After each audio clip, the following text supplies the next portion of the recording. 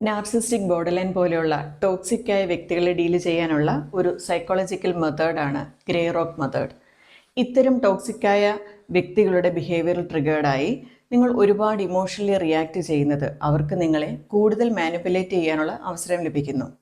അതായത് ഈ പ്രശ്നങ്ങളെല്ലാം ഉണ്ടാകുന്നത് നിങ്ങളുടെ ഇമോഷണൽ റിയാക്ഷൻ കൊണ്ട് മാത്രമാണെന്ന് ഒടുവിൽ അവർ വരുത്തി തീർക്കും. ഈ ഗ്രേ റോക്ക് മെത്തേഡിലൂടെ നിങ്ങളൊരു ഗ്രേ റോക്ക് പോലെ ആകുന്നു. എന്ന് പറഞ്ഞാൽ അവരെത്ര ട്രിഗർ ചെയ്യിപ്പിച്ചാലും നമ്മൾ വളരെ ശാന്തരായി വികാരപ്രകടനങ്ങളൊന്നുമില്ലാതെ ഇരിക്കുന്നു. അതായത് കോപത്തോടെ അവരോട് പ്രതികരിക്കാതിരിക്കുക, സെൽഫ് എക്സ്പ്ലനേഷൻ അധികം കൊടുക്കാതിരിക്കുക, പകരം ചെറുതും ഡയറക്റ്റായിട്ടുമുള്ള റിപ്ലൈകൾ കൊടുക്കുക. വളരെ ഷോർട്ട് ആൻസേഴ്സ്, അതെ, അല്ല, ശരി എന്നിങ്ങനെയുള്ള ഷോർട്ടായിട്ടുള്ള റിപ്ലൈകൾ കൊടുക്കുക.